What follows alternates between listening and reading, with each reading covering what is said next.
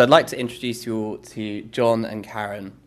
They're both 65 years old, and John's been working for 30 years as the CEO of John's Bait and Tackle. He developed the business because of his love of fishing. However, he had a lot of success over the years, and he now has 12 stores across 3 different states. His wife Karen's been asking him to take a step back for some time. She wants him to enjoy his retirement whilst he's still in good health. They've got 2 kids, but it's safe to say that neither of them are interested in the bait and tackle game. They both want to be influencers. So John has to sell his beloved business. He's had a lot of success, and so, as you can imagine, he has a lot of suitors. The leading contender is the Bass Pro Shop, a national chain and who has offered John in excess of $15 million for his business.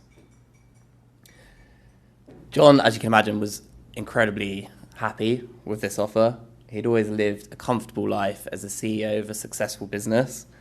This is more money than he'd ever imagined he would get. Every Monday morning, instead of looking at the weekly financials, he's now looking at boat prices. The issue is, though, he's not just selling to a local rival, he's selling to a major national chain. They're highly sophisticated and have incredibly deep pockets. They're making John give a complicated set of representations or promises about the financials, taxes, regulatory matters, even cyber. I know I'm not meant to say it. John has been very successful in his business. He's never had any issues with any of these matters before. So why is he so worried to sign this contract? The first of these reasons is risk. Bass Pro have a huge legal team. Some of them are solely dedicated to M&A transactions. They're very experienced, and if you compare them to John and his local attorney, who's more used to probate and divorce proceedings, they've never done a transaction before. There's a big delta in experience. They were very aggressive. They refused to make any changes to the contract when they were asked, and they even threatened to pull the deal from the table. How can John stand up to Bass Pro and their set of potentially evil lawyers or attorneys? Especially when he spent his money on a boat, a house, and a Lamborghini. John's going to be on the hook for 100% of all of the proceeds that he gets for up to 6 years. And so if Bass Pro sue him, what's he going to do? The other big issue that John faces is escrow. He's going to be putting 20% of all his sales proceeds in an escrow account for 2 years, which is a long time to not be able to spend that money. John's also worried that Bass Pro are going to be chipping away at that money, treating it as their own, and potentially only paying him 80% of what they've promised. Equally, every time John goes to the shops, he's noticing the price of products going up. His weekly beers are going up. Inflation, apparently, is going to exceed 10%. And so over 2 years, he's going to literally lose hundreds of thousands of dollars in real-world spending power.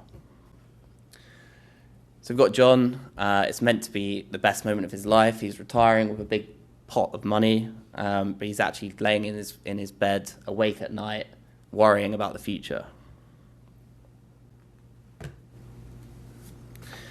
Now, John and Karen are both boomers, the most successful generation in global history. I'd like to point you towards this graph. Firstly, we have the lowly millennials here. Pathetic. And now bask in the glory of the boomer generation.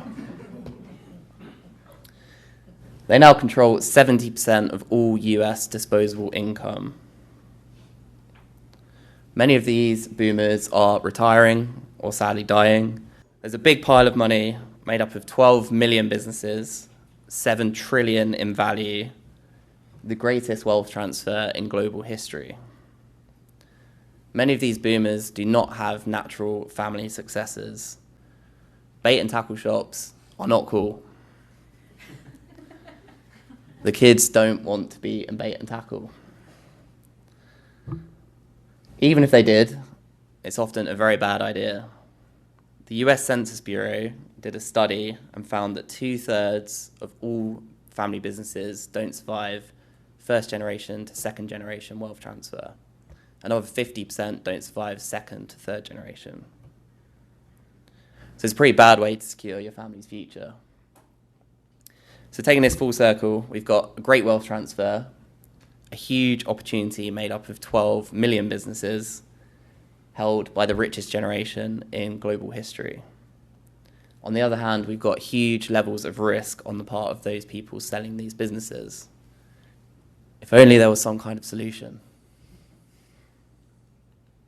We have a first-to-market solution that protects sellers and helps them reduce escrow requirements. Importantly for this room is a product that can unlock this great wealth transfer, a huge market, and massive sums over the next 2 decades. This product is known as Transaction Liability Private Enterprise, or TLP, if you want the really snappy name, which is essentially a new and improved reps and warranties product designed for SMB businesses. So how does it work? If the seller is sued, we will indemnify them for any legal or contractual damages that they owe to the buyer. We'll also pay defense costs, and so if any spurious claims are made by the buyer, we'll step in. These types of claims usually can cause sellers huge out-of-pocket legal expenses, and CFC would take control of these claims, appoint expert counsel that the insurers generally wouldn't have access to, especially if they've spent all of their money on boats. This means that sellers, if they feel they're in the right, don't just have to roll over. They don't have to just accept Bass Pro Shop or other buyers eroding their escrow requirements. Protect sellers for the full term of up to 6 years, and it can protect them for 100% of the deal value, leaving them fully protected. So that's how it protects sellers. That's kind of fairly self-explanatory. But how does it help reduce escrow? Surely Bass Pro are not going to accept escrow being reduced. Well, the answer is it's actually preferable for them to have a TLP policy in place. We'll allow the buyer to be added as a loss pay under the policy, meaning that if any claims are settled, those proceeds will be paid directly to the buyer. This significantly reduces their credit risk and leaves the sellers a lot happier with the deal. This generally means that they're able to get a larger suite of reps from the sellers, which leaves both sides happy.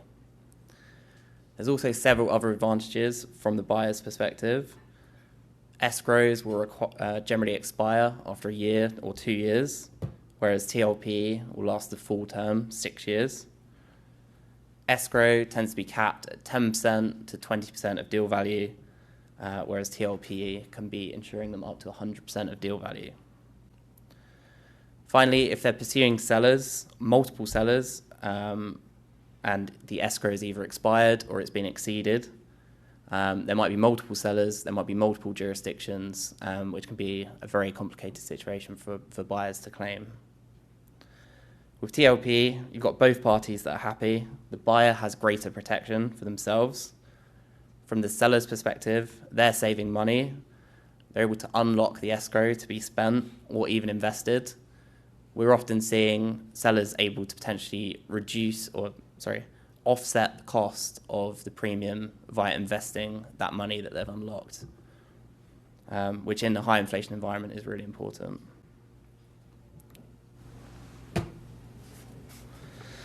So moving on to some features of the product, really competitive terms. That's a key tenet of this product. It's for deals up to around $20 million, potentially slightly higher if we see the right deal. We also go really small as well, minimum premiums 2.5K.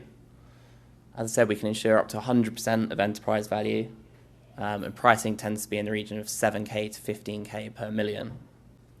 We've got no underwriting fee, small policy fee of $500, and sellers are often able to offset the cost of the premium with the escrow savings. We've got a nil deductible, so sellers are protected from $1 of their loss. There's a couple of caveats to this point. We will be sitting excess of a concept known as a basket. It's quite a complicated point to go through here. We do also have a separate costs and expenses deductible.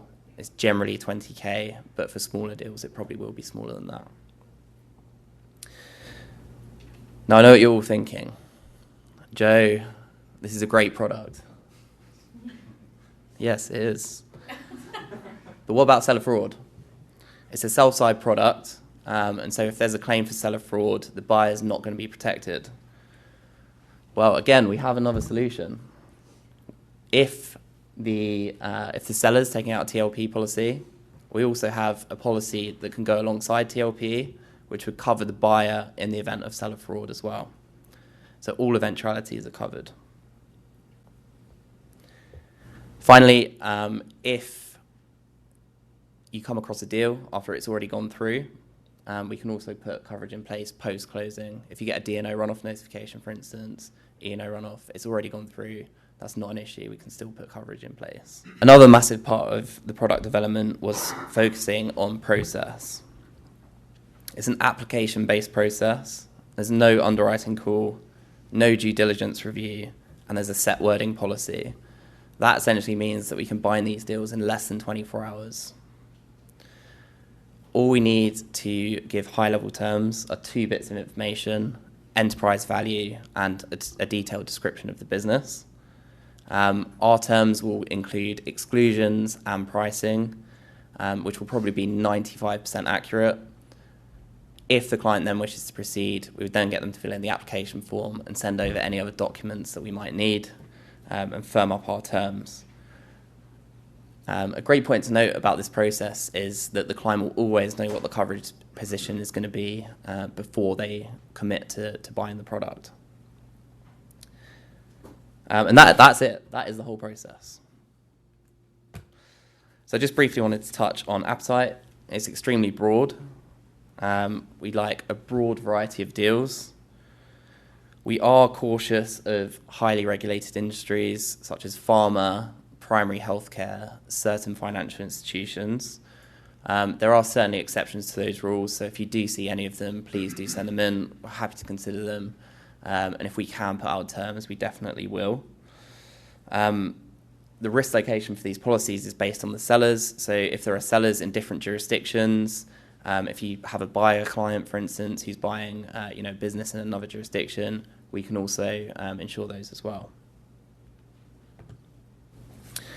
This is a new product, but transaction liability insurance certainly isn't new, and it's not new at CFC either. We've been established since 2016 and have a great reputation in the market. We're one of the largest teams in London with 34 different people working for us. We have 3 people specifically working on this product, including myself. But in the main market, if you will, we're the largest lower mid-market insurer in the US, the number 1 insurer for real estate in the US, and the number 1 insurer for secondary transactions globally. And it will be exactly the same claims team that's working on our claims as has worked on all of these claims, so they've got a lot of experience. So just before we wrap it up, I just wanted to talk about some key takeaways. It's for deals under 20 million, although we do have some scope to go slightly higher for the right deal. We love fishing supplies, but we also love everything else, tech businesses especially. It gives peace of mind to sellers and also can help them to unlock escrow. Importantly for everyone in the room, it's a great broker opportunity, an opportunity to unlock a huge market made up of 12 million businesses with 7 trillion in value. So you can just imagine the commissions there.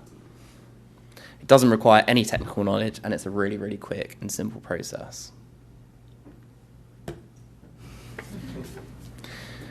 So back to John and Karen.